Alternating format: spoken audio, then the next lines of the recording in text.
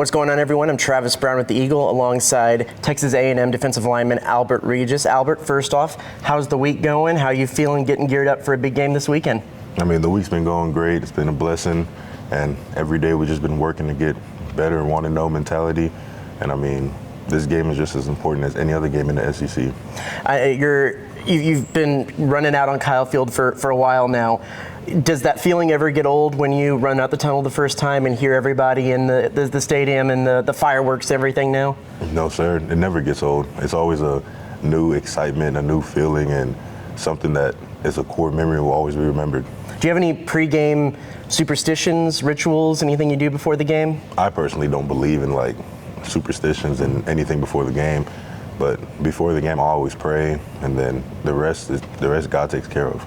Any teammates that you know have any superstitions that you know they do every time? No, sir, not that I'm aware of. Yeah. So when you're before the game, is there any specific songs on are you listening to anything in particular that get you fired up? No, sir. Believe it or not, I mainly listen to like more R&B than hip hop before the game, just so hip hop, I mean, so for some people to get some fired up, ready to go, but for me, I feel like it makes me lose my distraction a little bit. I like listening to slower melody songs just to stay more relaxed and calm. Little slow jam into the game. Yes, sir. I like it. So what are some of the hobbies? What do you like to do when you get away from the football field and facilities? Outside of football, honestly, it's very straightforward. I mean, I just go home. I love watching anime. I mean, it's been something I've been watching since I was a little kid. And then I have 2 pet Maine Coon cats at home, and I just like spending time with them, giving them treats, toys, I mean, whatever it is, and listening to music. So outside of the football me, I'm mainly just a stay-at-home guy. Yeah. Alongside with always talking to my girlfriend. But other than that, I'm very stay-at-home, introverted. What's your favorite animes? My favorite of all time, that's a tough one. Or top 3. Top 3, of course, my number 1 is always going to be Dragon Ball Z. Mm-hmm. I mean, that's what got me into anime. Secondly, I would say Naruto. I mean, those 2 are very like basic and well known, but those were like my 2 first starter animes, so they will always hold like the top 2 in my heart. And then third is Demon Slayer. Okay. So I was talking to you a little bit before this and looked on. You don't really have any public-facing social media, which is not pretty common for student athletes nowadays. What went in the decision not to, do the Twitter, the Instagram, the more kind of public-facing social media? Well, I remember it was my freshman year in the 21 when we had lost to Mississippi State. And I remember seeing all the comments people were making on Twitter and Instagram, and it was like very demoralizing. And then that was like my first step in disconnecting myself from social media. But then I kept it the whole time. I wasn't on it as often, but I kept it around just because I felt like I didn't want to miss out on something, and especially like being an athlete, promoting yourself on the media and everything, and with the NIL, I wanted to keep that around just to promote myself. But then it hit me. Last season, I ended up deleting Twitter just because it was like I didn't find a purpose for it anymore. I felt like it was just a distraction, and every time I got on Twitter, it was just something negative. And I didn't appreciate it, so I got rid of Twitter. And then Instagram ended up happening this year. I mean, I was just like, I didn't need Instagram. I was spending so much time just pointlessly scrolling on my phone. And I was like, this isn't doing nothing for my mental health, and it's just straining my eyes. I'm looking at my phone 3-4 hours of just scrolling, and before you know it, you wasted your afternoon just scrolling on your phone. And there's nothing wrong with that. I mean, if that's what people want to do, that's what they can do. But for me, I didn't want to do that, so then I got rid of Instagram. And since then, I honestly have felt better.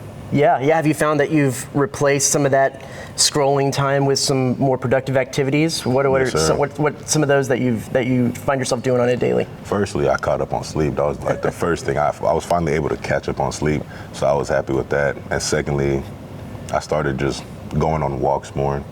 Just something simple. I mean, it's not often that I go on walks, but every once in a while I go on a walk. I mainly like to go with my girlfriend, just so she can keep me company and we can have a great time just walking and laughing. And mainly walking, checking in on my friends more often. I feel like with all that, I would forget to check in on my friends or forget to respond to their messages. And I would say, oh, I'd respond after this video or this thing, and then it would slip my memory. And just checking in with my peoples more often. And honestly, it's not an activity, but remembering more things, like as for my mental, that helped me remember more things more often. And like, okay, I can't just put this off to the side and say, oh, I got one more video to watch, or I'm gonna scroll one more time, 5 more minutes, you know? Yeah, that's awesome. That's awesome. So you mentioned you have family in the Caribbean, is that correct? What part and kind of what's, have you been able to, do you visit them often? So my mom and dad are from St. Lucia. Yeah. Everybody in my family's from St. Lucia. I was the only one who was born in Texas. But last time I went to go visit, I would say was,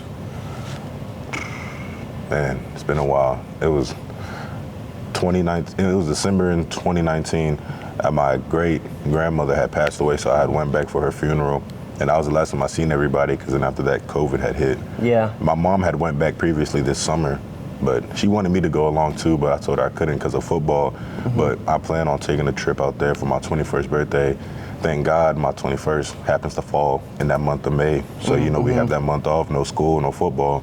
So I plan on going back for my 21st. That's awesome. What part of the country is your favorite? It's hard to say. Yeah. There's not really an exact favorite. Yeah. Because everywhere that I go, I just absolutely love it. That's cool. Yes, That's sir. very cool. So we'll finish it off the same way as we do all of these. What would you feel like is a successful season for you individually and a successful season for the team? Successful for the team is just when one person eats, we all eat. And it's as simple as that. I mean, and that'll trickle down for me as well. Obviously, I want to have the most success I can on the field, but I'm more focused on what we can do as a team. And if we can win as a team, then all that success will sprinkle down to each and every single person, and we'll all get success. And personally, if I did have to say there was something, I would say just, I want to have a better year than last year. Awesome. That's the best I can put it. For sure. Well, that's Albert Regis, defensive lineman for Texas A&M. Be sure to check theeagle.com for more coverage leading up to the game against Alabama this weekend.